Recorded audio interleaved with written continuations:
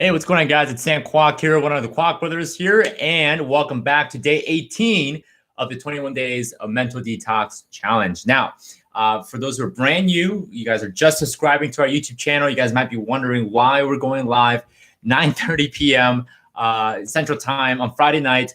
Well, one of the things that we've been doing for the last 21 days, and I know we skipped a lot of days and weeks and so on, but one of the things that we are a huge proponent of is personal development, right? We're a huge proponent of not only increasing our business skills, whether it's real estate investing or entrepreneurship, but also developing here, right? Because once we do, when we develop here, right, we know we're developing our business. Because as you get better, your business gets better too. So another reason why I decided to start this video series is we see a lot of negativity, division, criticism out in the world, right? I mean, you get on Facebook, you get on Twitter, you get on Instagram, it's everywhere, right? It just feels like the whole entire world is judging us and the entire world is telling us that we're not good enough, right? So one of the things that I want to do to counter some of that negativity is to put out more positive, inspirational, right? Information that's going to give you more confidence, things that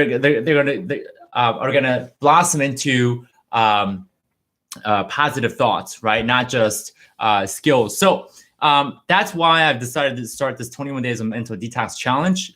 It's called Mental Detox because for the next 21 days or over the 21 days, we're really taking the things out in here, right? And whatever we need to get rid of, we're detoxing it out and putting positive, motivational things in our mind. So today's topic is energy begets more energy. And this is something that we don't necessarily like to talk about when it comes to business, but that's our body, right? Our physiques, our well-being.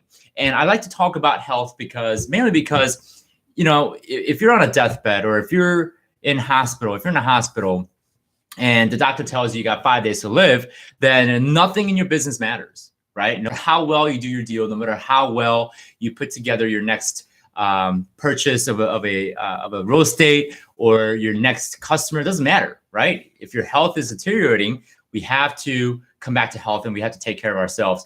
So the title for today is Energy Begets More Energy. And I'm guilty of this, by the way, right? I'm not preaching to you guys as if I've perfected this or I'm a master of this, but taking care of your body is a huge foundation when it comes to your business, right? Because again, if you don't get better, your business doesn't get better, right? If you don't stay present, if you're not alive, right, to grow your business, your business isn't going to grow. So one of the things that I encourage you guys to do is create movement, create energy every day. And how you create energy is working out. Whether you do working out, you do yoga, you run, you jog, you sprint, whatever, some level of physical activity that's gonna kick your body into motion, right? If you study our body, our anatomy, we're not created to stay in the same place. We're not created to be rigid, right? Because we have these joints, right? Those joints are meant to be moved.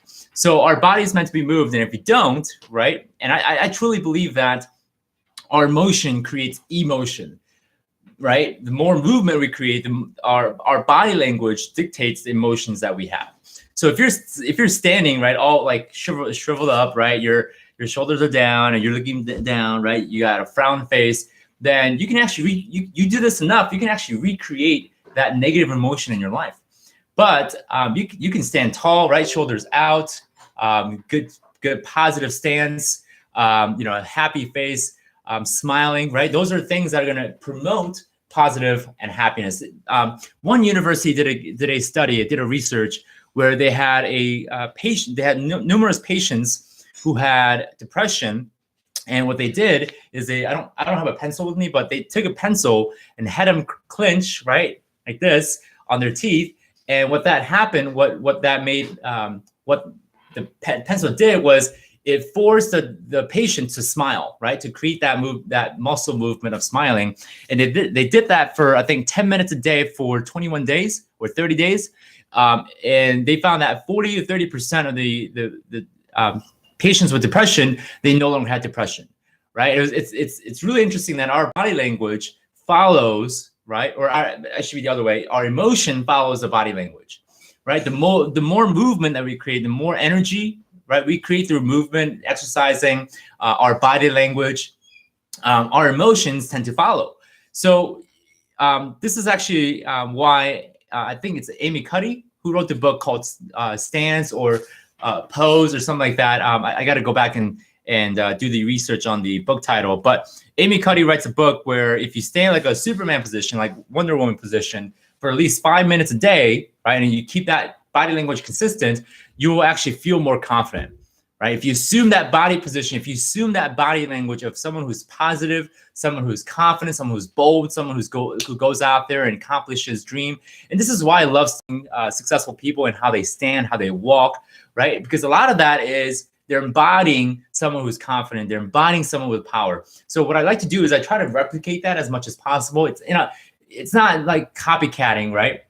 But what I'm trying to do is I'm trying to replicate that emotion by creating motion. So body language is huge. Body language training, there's a whole training just on body language, right? But part of it is also, there's twofold, right? It's what you exude, what you express, and what you create. So what you create is you're working out, right? You got to work out, you got to move physically, right? Do some hiking, walking, jogging, yoga, whatever it may be. You got to create the energy. When you express the energy, that comes in form of body language.